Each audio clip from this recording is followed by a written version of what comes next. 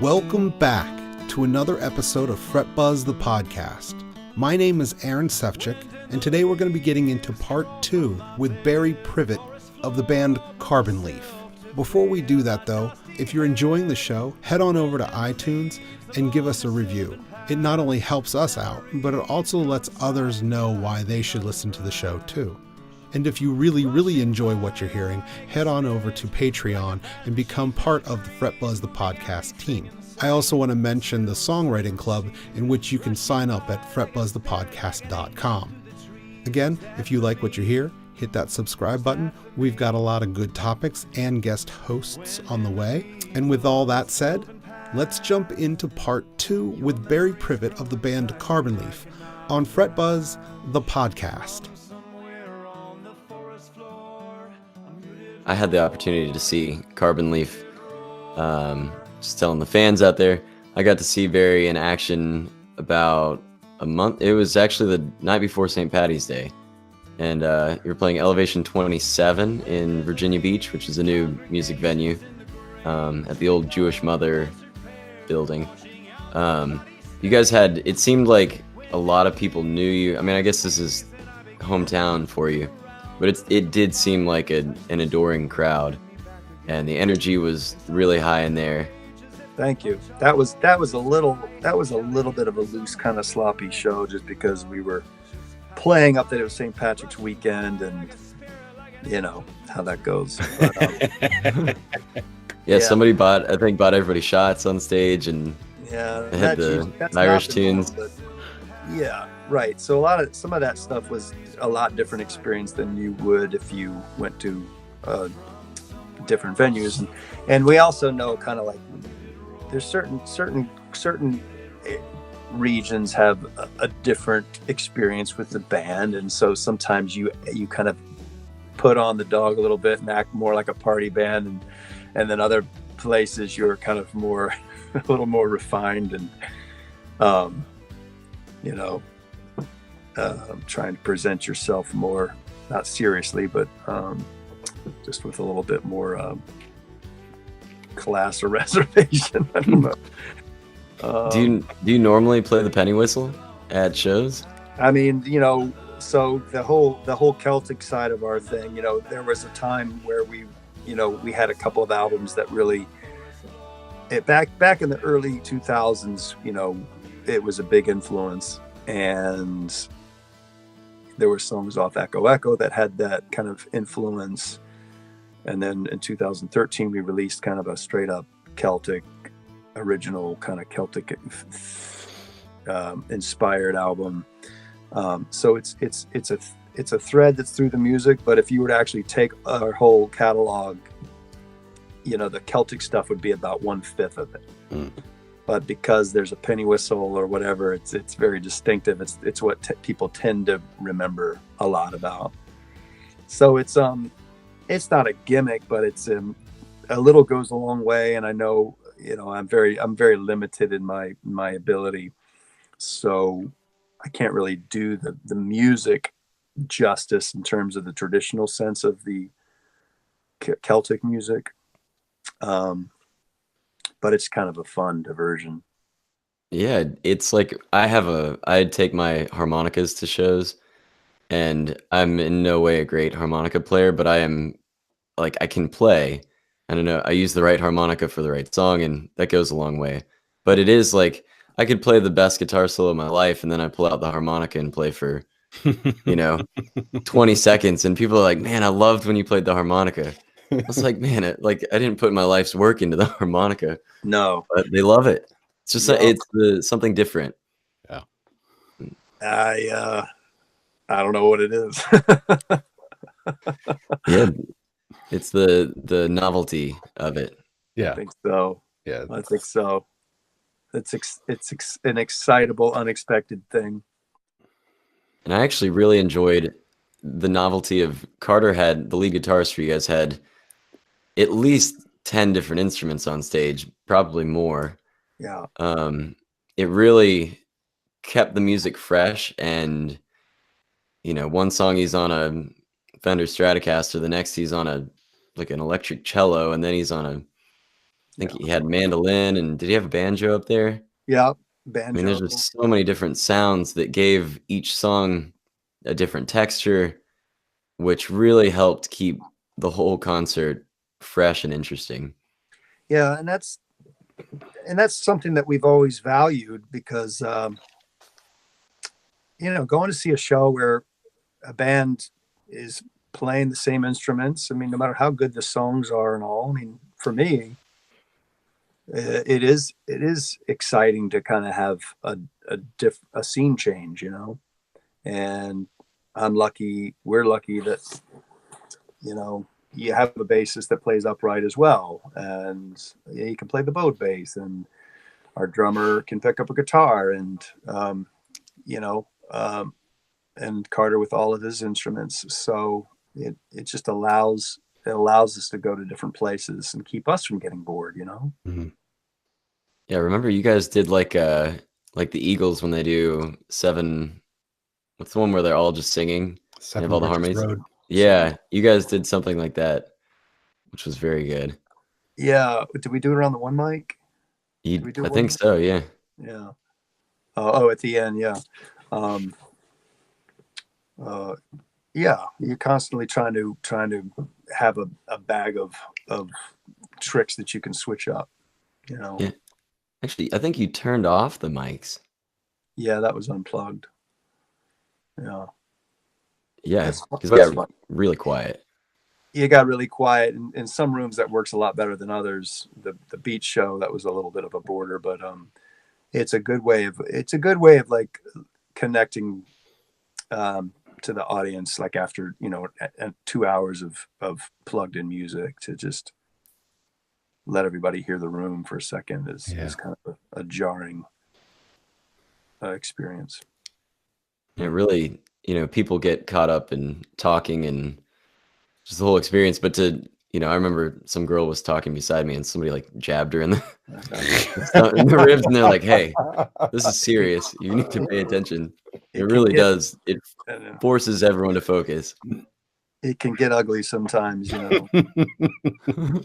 I mean, people pay to come into a venue. It's not necessarily their responsibility to pay attention.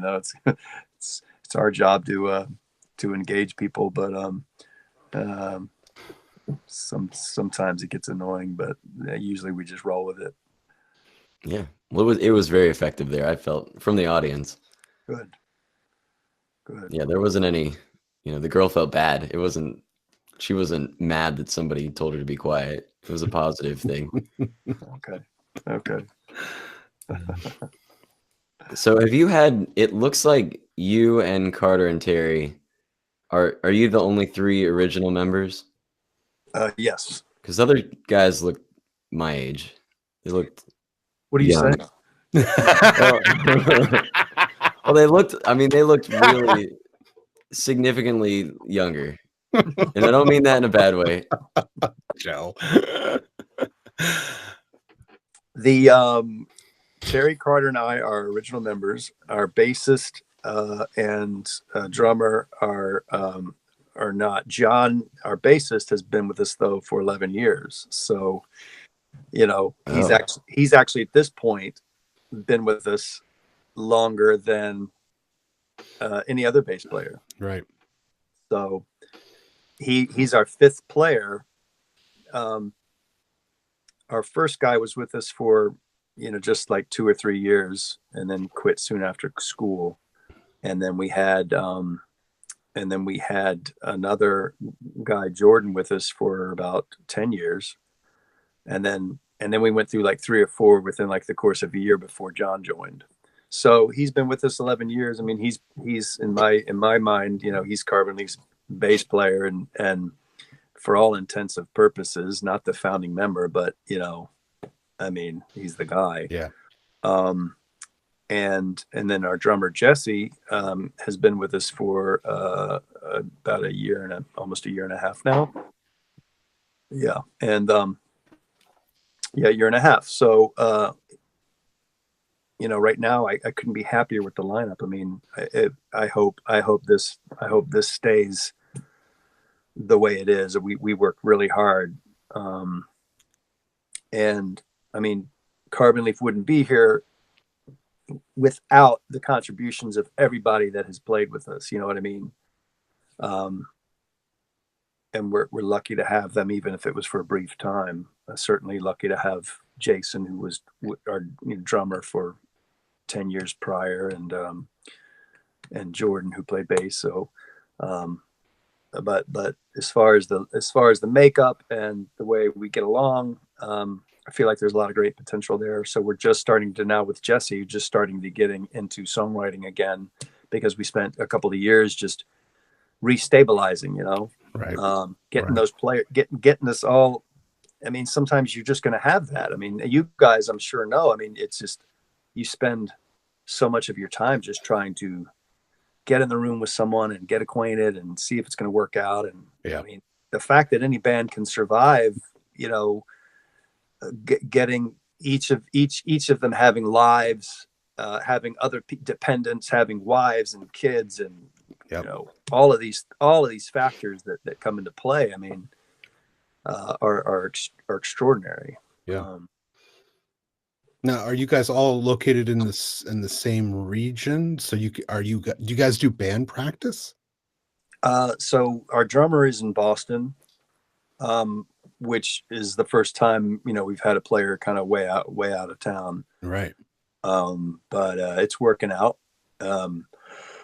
We practiced a ton, in our youth. We would practice every night. Right.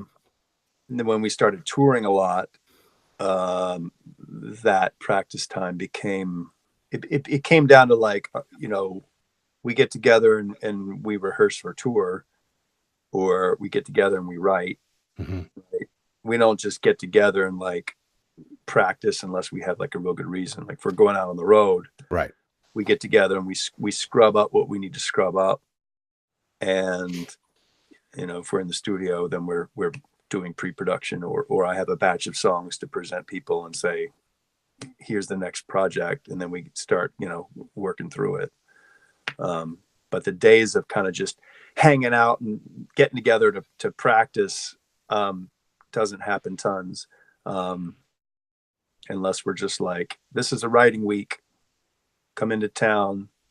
So I would say that would kind of be our rehearsal.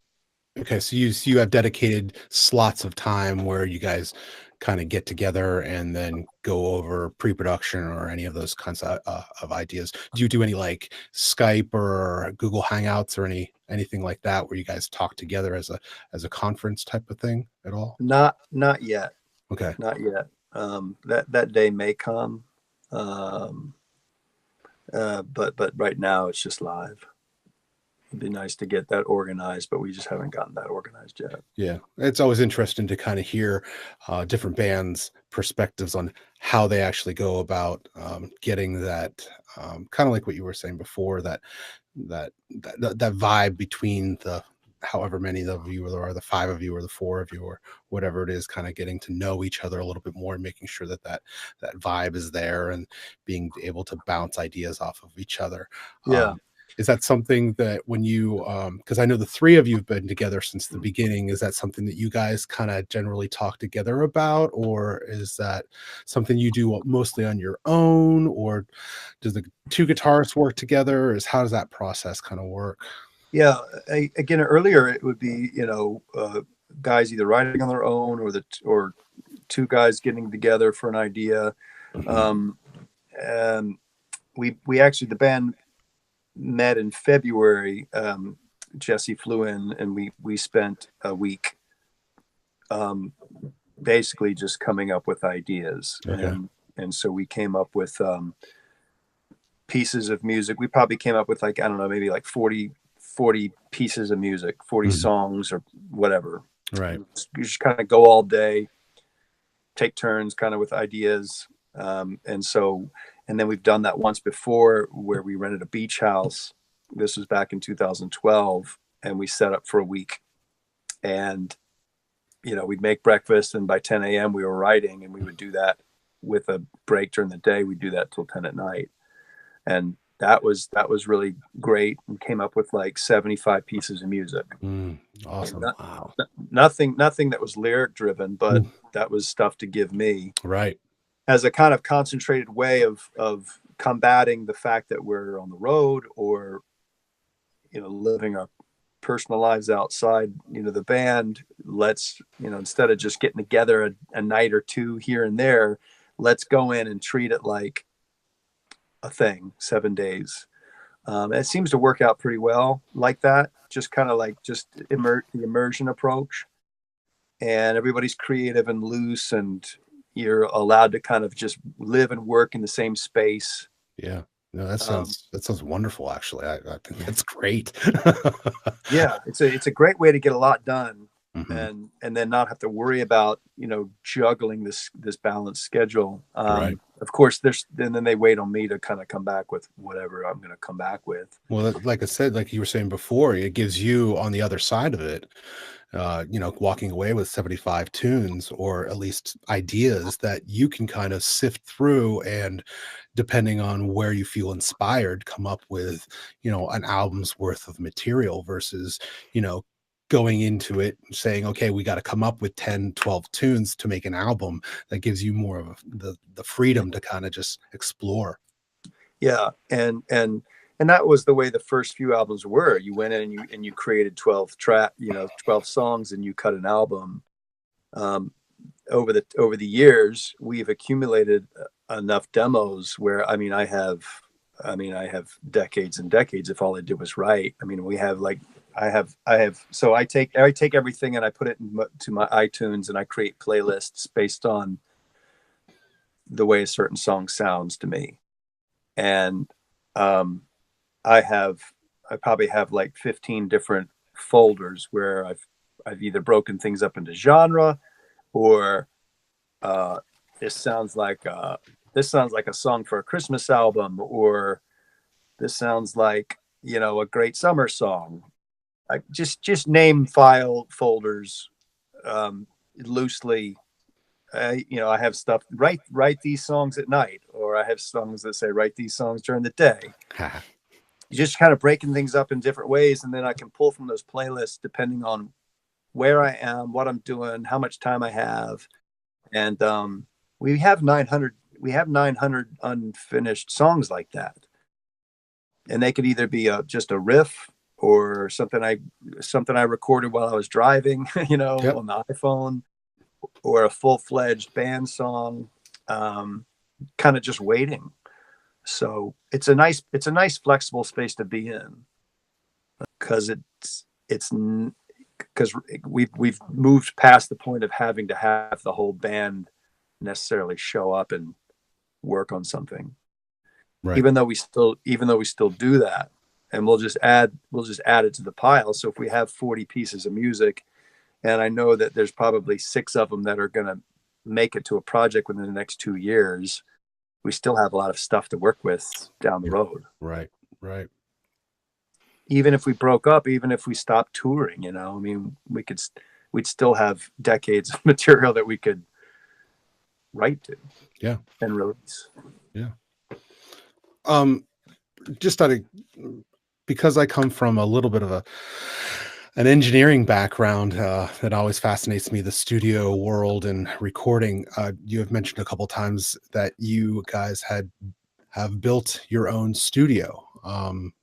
What was that process like? And if you could tell, I'm going to be a little selfish. If you could tell me a little about like what the studio is and what kind of hardware you guys are using, and what's in your studio, that always just like intrigues me.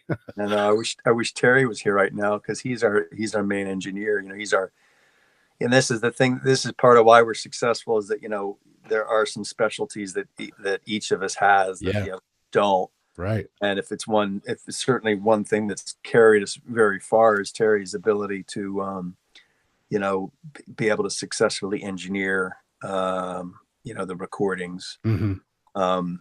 So he's out of town right now, or else he'd be here. But to answer a few of those questions, but he got when we were just out of school, just forming Carbon Leaf. That was his job out of college, was working at a recording studio in Richmond. In your ear was the studio, and he basically said, I'll do whatever. And he's like, Right. and they literally put him in the lobby answering phones and sweeping floors, and then they put him in the dub room, and he started learning how to make dubs, and then they put him in as an assistant engineer to the B seat, the B engineer, and worked his way up to B engineer, and then assistant to the A engineer, and then worked his way to being an A engineer at the studio. So over the course of 7 or 8 years, he became legit. And actually, we learned a lot. The studio at the time they let us go in after hours and made our first couple of records. Meander, Shadows in the Banquet Hall, Ether Electrified Porch Music were all made in the off hours at that studio. So he would work a full day. I would be off working my day job or the management stuff. And then we would meet at night and we would record through the night. Yeah. And when you're young, of course, you can do that. Yeah. You can like get an hour's sleep and do it all again. Yeah. And so we learned a ton sitting there in the dark, and when we made Echo Echo, we made Indian Summer at a different studio. This was back in the early aughts, and we spent like $80,000 making Indian Summer at a studio. And some of that contest money that we used from Pontiac and all that, we used to make Indian Summer. Insane amounts of money. Even by those standards, we spent way too much, but it was what it was. Right. We were creating in the studio that was billing, at $600, $700, $800, for the day. We didn't come in with with a batch of songs well rehearsed and let's record it. We were creating, we were like, it's like, oh, this Abbey Road. We're like, let's invent it.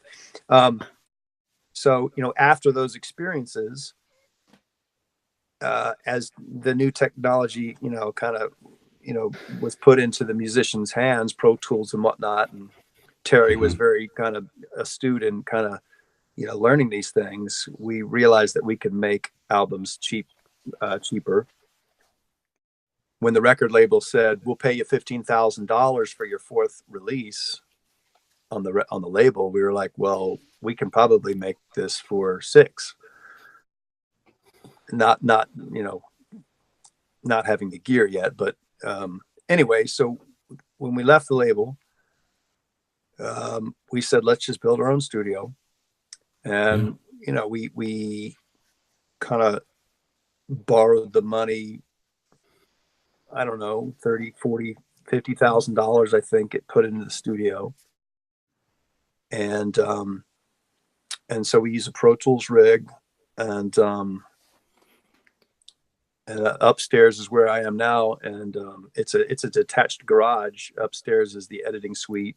Okay. So I'm kind of sitting at the there's a monitor here and speakers, and this is where he and I would sit and mix and produce the record. Yeah. Downstairs we have the studio space where the drums are set up, and everyone has their own station, and everything's mic'd up and kind of ready to go. Okay. So we can kind of come in and be set up within a fairly short amount of time to either demo or record. So at this point now, if we are recording ideas, they are they're mic'd and everything is ready to go, so that if the demo becomes the demo can easily become the track. Right. And that's so it's not like we're just demoing and then we'll go officially record. Everything sounds really great out of the gate. Yeah. And by the sounds of it, that's something that studio is something that you guys only use. You don't No. resource that out for other people to come in and record. No. Okay. No, we just, it's set up to do it easily enough, but we don't have the time. Right. Right. I didn't know. I don't know what Terry's background is. I don't know if he would want to do something like that as a side project or not. I know I would. I enjoy that whole process. I mean, he definitely enjoys that. Yeah. But typically, if there's time that he has, to work on music, it's going to be Carbon Leaf stuff. I mean, there's no shortage of things that we have that we need to do or want to get to. Right. Yeah, absolutely. So it's not really, we're not really in a position to side hustle. We are pretty around the clock on Carbon Leaf stuff. Yeah. Well, that's nice. That's nice that you have that available to you to kind of just take advantage of at any time, at any moment where you're feeling the inspiration. You just go down to the studio and you lay some tracks down. That's great. Yeah, all the projects are, again, in Pro Tools, and I can kind of sit here and pull a mic up, and I can record my own vocals or scratch. Usually for each project, once we've tracked, I'll come in at night in the off hours, and I'll record my vocals kind of like this, standing up and all, but and then do playback, and I'll make the rough edits of what I want. And then he'll come back through and he'll clean it up. So awesome. It works out pretty well. Yeah, that's great. The studio got flooded last year while we were on tour, so we had to, had to deal with that. Is that from the hurricane that came through? You know what? It wasn't the hurricane. It was just a really bad rain. June 1st, we were up in Maryland, and the something in the system in the neighborhood got blocked up, and this wall of water came down the cul-de-sac. We're at the very end of a cul-de-sac, and it just came gushing down. Oh no! And put a foot of water in the base in the downstairs. So I don't know. It could have been worse, but it was about $25,000 worth of damage. Wow. So, and we're still trying to, I mean, it's back to normal, but we're trying to take the opportunity to upgrade things down there, just make it a little nicer. Yeah. So with Carter, I want to jump over to Carter's guitar playing a little bit, because we do have, Aaron and I are both guitarists first and foremost. Well, Aaron claims, I guess your studio stuff is equal to it, but yeah, your live shows did feature Carter more, I think, than a lot of the recordings, at least that I've listened to. I don't claim to have listened to all your stuff, but I feel like in the live show he really stood out, and I think for guitarists like that can be important to see that. Where in your discography could somebody who loves guitar, where could they hear more of that? Is there certain album that or certain songs that he's featured on more? Live acoustic and in CinemaScope is a live kind of acoustic album, a double album that's got a little bit that stretches out some of the songs a little bit, like we do live, because it is long. There's really it's more like kind of a song or two each album has some of Carter's features, like Indian Summer has Let Your Troubles Roll By with the solo, and Echo has Maybe Today, where there's this kind of jam at the end, but usually it's not like here's the jammy record. I think as we do more live stuff, which we want to do more live album kind of things, we might have some of that featured, and even some records that might actually be full on a jammy or affair. Again, getting back to kind of how I have things playlisted, there's definitely some stuff like that that just need a modicum of lyrics, and the rest could be the Carter show. But we record all of our live shows and we put them up for $10, and so if people want to hear a lot of that, we'll do it. We used to do a lot more than we do now. I think just trying to think back. It's, shows from so long ago.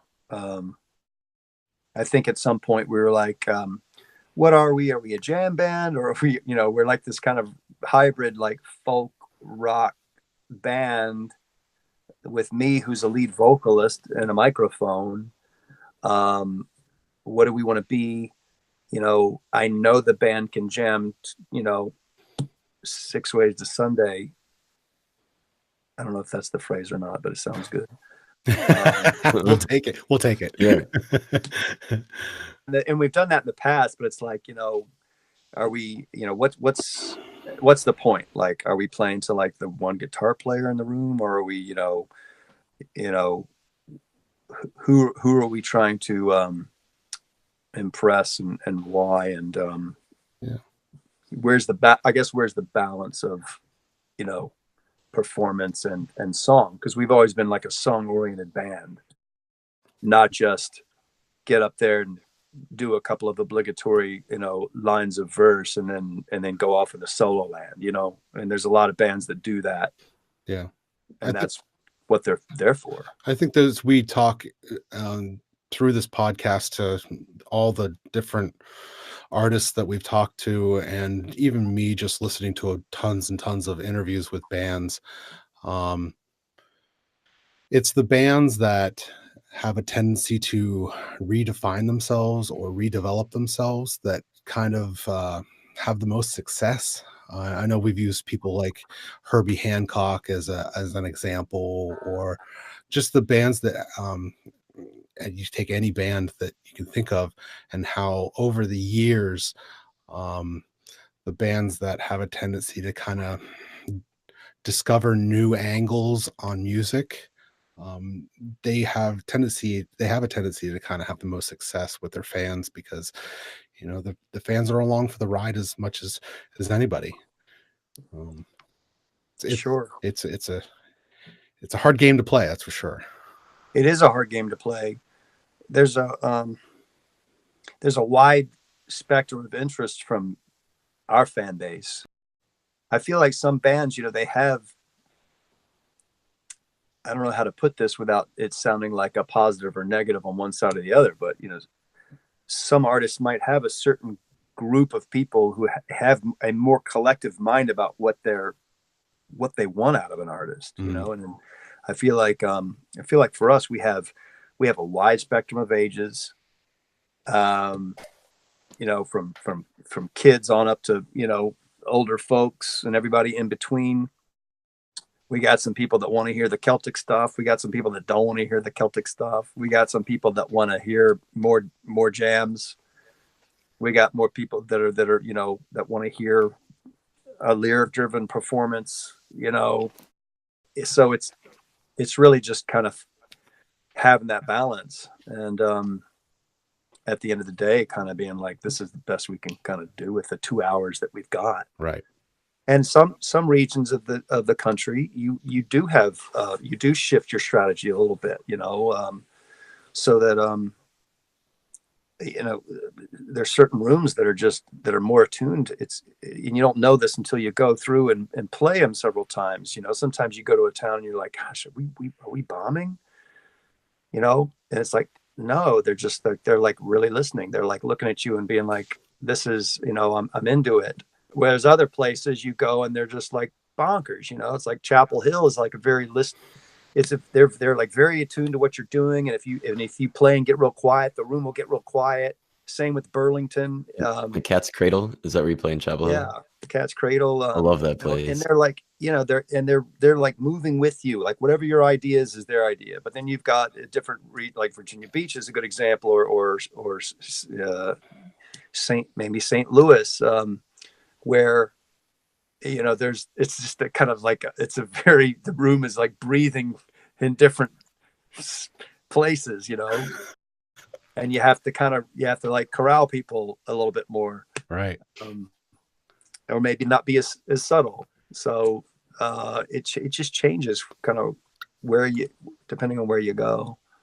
I find that even in just playing only in the Virginia Beach area, I have to change what I'm playing every night based on, within my repertoire, but one bar might be, a brewery has a very different vibe from somewhere in the ocean front or tourist, and then go to somewhere like the Vanguard in Hampton where it's just a totally different room. And it's not even necessarily a different region. It's just people go there with a different mindset. Yeah. Yeah. I mean, you're playing a brewery. I mean, it's usually concrete and glass. It's loud. There's no acoustics. They're not. It's not a performance friendly space, I would imagine. But it's a friendly. I feel like people are very. It's usually a great audience. Yeah. It's not acoustically great, but it is. Yeah. I like playing the breweries more than playing bars. Sure. Just very different vibe. People seem to be there to have. It's usually a little earlier in the day. It's earlier. People are kind of evening drinking rather than late night getting drunk. Yeah, you're not competing with TV screens probably. Yeah. I mean, you're probably still dealing with kind of people that are chatting, because that's just what people are doing. They're meeting up. Yeah. Yeah. And you probably have your work cut out for you, just from being a soloist as well, right? You have to wear all the hats musically. Yeah. But yeah, my point was more, on the fact that I think it's a good thing for all musicians to think about. Just you have to read your audience, and you have to follow them, or you have to go where you think they want to go, and it doesn't always work.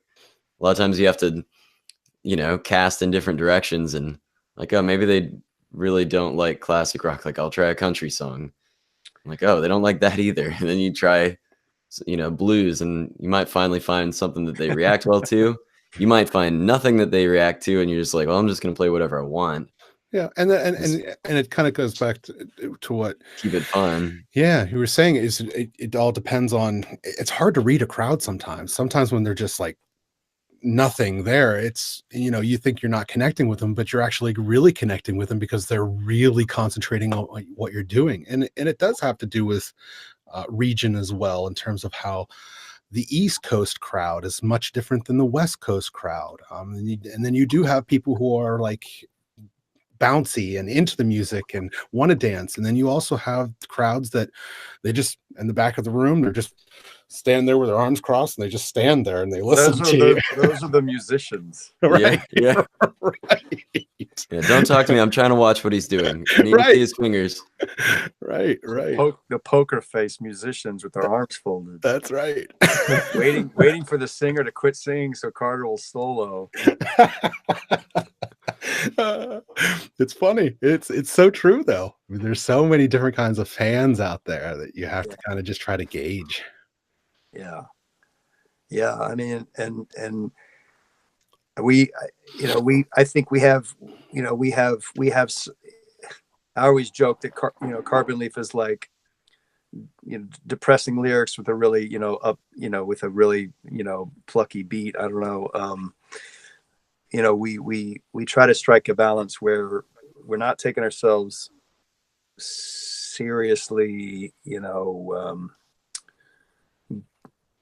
but we're also not just playing to the crowd and being afraid to play the songs that we've written, and tell a kind of a more of a balanced story of what we have and what we do. And I think after making set lists for so many years, I mean, there's just it really, the order of how you put things out really does make a huge difference in the night. And so we've gotten pretty good at kind of knowing what to do there, and that certainly helps, Out of curiosity, where does the name Carbon Leaf come from? So when we formed in college, we hadn't played out yet, and I think it was spring, getting in the spring semester, and Terry and I were taking a rafting trip with a school-sponsored rafting trip, and coming back from the trip, we were like, we got to come up with a name. We have some gigs coming up on campus, and one of them was going to be this girl friend of ours was having an off-campus thing, and she wanted us to play on her porch, and we're like, we need a name, we got to start thinking about this, and we were just driving through the woods and just, looking out the window and just riffing on whatever came to mind.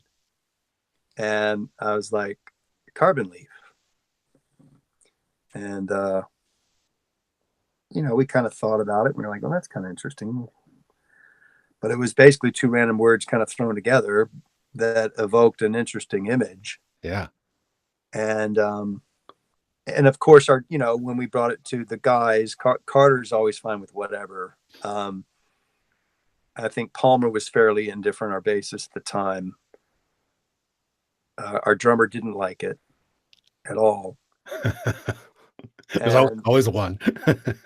Always on.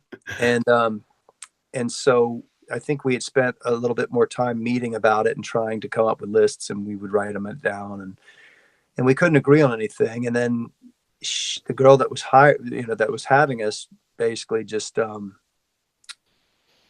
decided to put Carbon Leaf on the poster because she had heard, we were like, well, we're thinking about this one name. We're not sure yet. So I think she made up posters and put it around campus that Carbon Leaf was playing. And from there, we just were never able to recover. Right. It became our name, and we weren't able to come up with anything better. And I liked it. I mean, I came up with it, and I thought it evoked something interesting, and it kind of mirrors what you do with art. It's like it was two random words that come together to form something new. Just like when you're creating, you're putting pieces together, and you don't really have the definition yet. Right. And so then you set up, and so basically we came up with this thing, and then we set out to define it, is kind of how I look at it, So looking back, Carbon Leaf started with just two words thrown together, but with no content. And now it's kind of like this bowl that's got this stuff in it, and that's Carbon Leaf. Yeah. Very cool. Yeah, I'm glad you asked that, Aaron. Yeah. I've always wondered that. It was nothing premeditated or deep to begin with. It was literally just a spontaneous thing, Yeah. You're five guys that get together randomly because you're at school together. There's no rhyme or reason to it. It was all just happenstance. Yeah. I'm walking down the dorm, and I hear Terry playing acoustic guitar, and that's the start. That's great. You just kind of trip into it. Yeah. And you had no intention of becoming a professional musician, I assume. No, I still don't. What did you think you wanted to do with your life? I was all set to be an actor and a filmmaker and a screenwriter, and that was what I was doing in college, and that was kind of be my kind of path. I didn't have any plan, but I was doing theater, and I was into writing, and I was into wanting to do that. And then just got, I'm writing and performing, but it's just in a different space. You get sidetracked. It's a good sidetrack. Who knows, I guess. Right. Just kind of go with it. I could have an Academy Award right now, but I'll never know. Well, you did I did see that you did play a role in a movie at one point, right? They had they filmed Lincoln, the movie Lincoln here, Steven Spielberg movie. Yeah. In 2000, I saw that a month ago. Yeah, 2011, and they had local auditions for principal parts that weren't the major leads. Right. And I auditioned, and I got a part, and so yeah, it was 10 days on set. My part got cut, but it was just a little thing. But I got to grow a beard for 8 months, so that was fun. Very cool. Yeah, it was a lot of fun to see them work. I could actually see you if you grew out your beard longer and dyed it. I feel like you could wear the top hat, and you could get the Lincoln, the Daniel Day-Lewis look. Yeah, I'll have to show you a picture of me that looking a lot like. I was actually Abraham Lincoln at a show once back when we were opening for Fighting Gravity back in like 2000. It was like 1999. It was a Halloween show, and I dressed like Lincoln, it was kind of a trip. Yeah. because you're pretty tall too, right? You're That's my argument, is that I got cut from the movie because I looked too much like Daniel Day-Lewis. Didn't want to compete. That's the story I tell myself. yeah. The Spielberg didn't want to confuse the audience. If they're, Confuse the who's audience. this other guy that looks like Lincoln? Yeah, which Yeah, I one? know. Which one? So you've played with quite a few bands that saw, like Big Head Todd and the Monsters, obviously Dave I like Matthews Band. What have been some of your favorite collaborations? Well, it's funny. I would say arguably that we haven't played with tons of people, considering our longevity. I mean, we did a tour with Big Head Todd. That was like maybe a 5 or 6 week tour. And they're really good. Yeah. They got some good songs. And have a good devoted fan base. We did a tour with Blues Traveler. Yeah. And we just did side stage stuff for, like Dave Matthews and John Mayer and all, and Counting Crows. I somehow it got out there that we went on tour with his guys. We never went on tour with those guys. We did a string of side stage, parking lot gigs. Okay.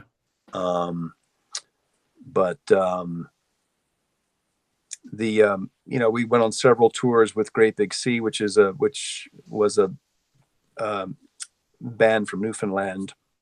Kind of the influences when we were younger, kind of Celtic influenced band, and that was a lot of fun. They had a devoted fan base, and we got a lot of our early bass from those kinds of gigs, playing for 1,000 people a night, that never heard you. It was a real gift. And so we did that for several runs.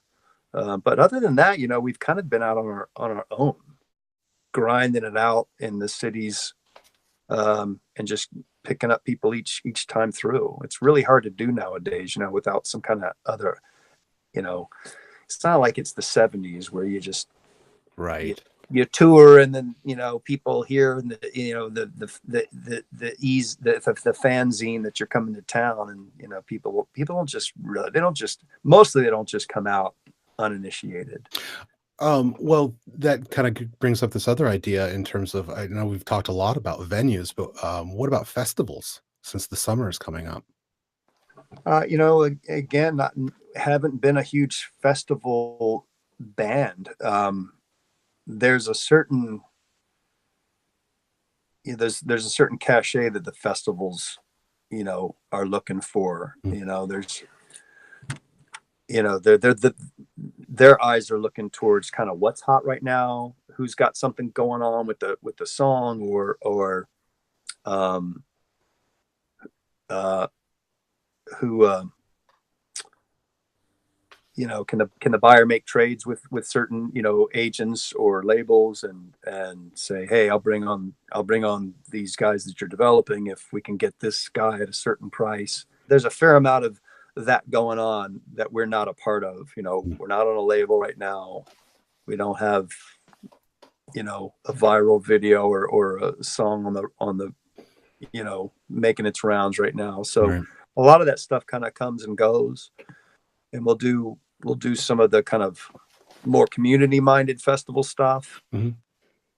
But Carbon Leaf right now isn't like a name that's going to be like in the Bonnaroo pot, and some of the stuff that's going on in our region where we would have value for the festival.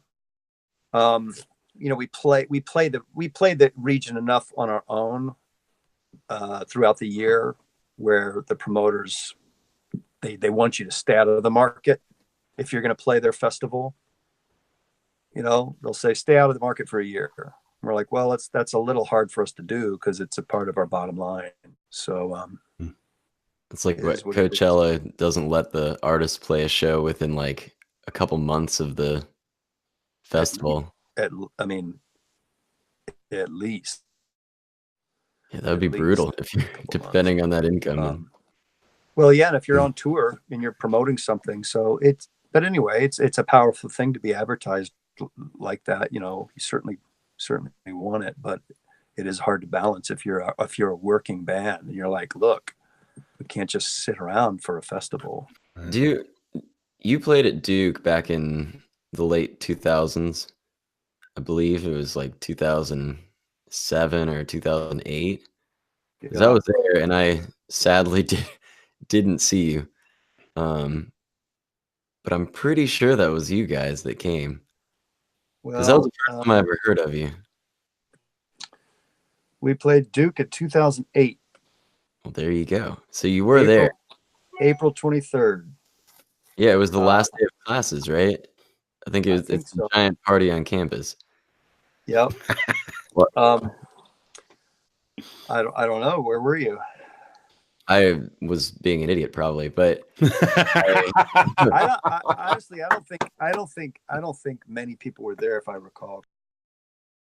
You might have been. You were earlier in the day, so I might have had class. It was actually the last day of classes, but they would have bands set up all across campus, and they had great music. It was a really, really fun day.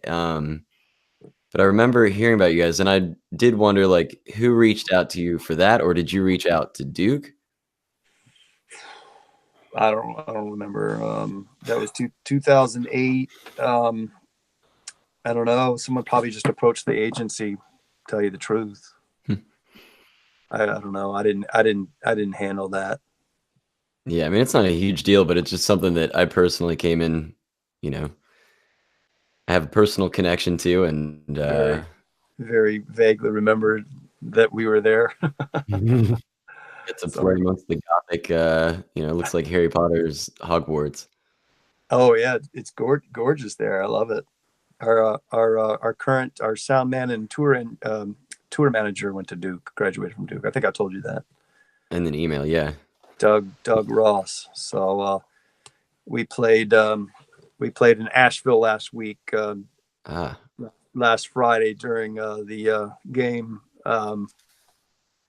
Was it Friday?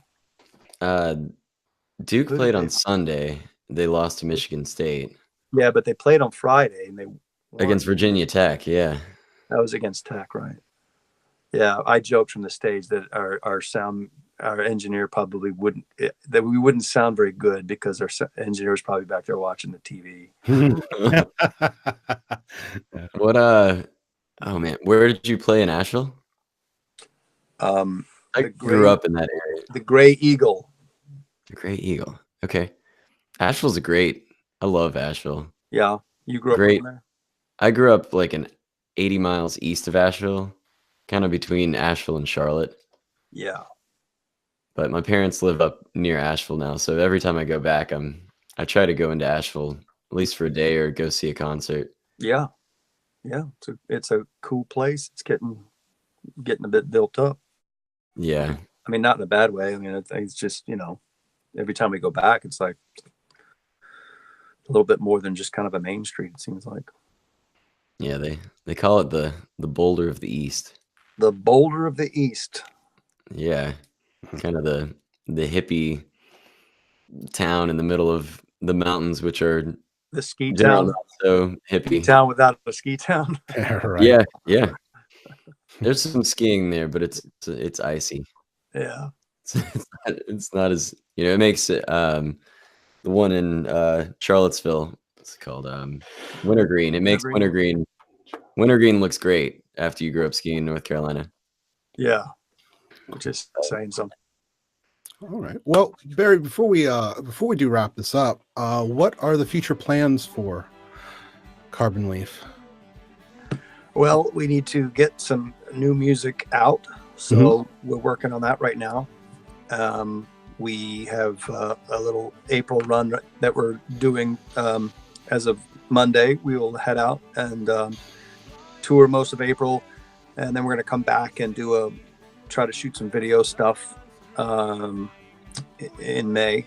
But mostly for me, it's going to be writing and hopefully recording by this late spring and summer.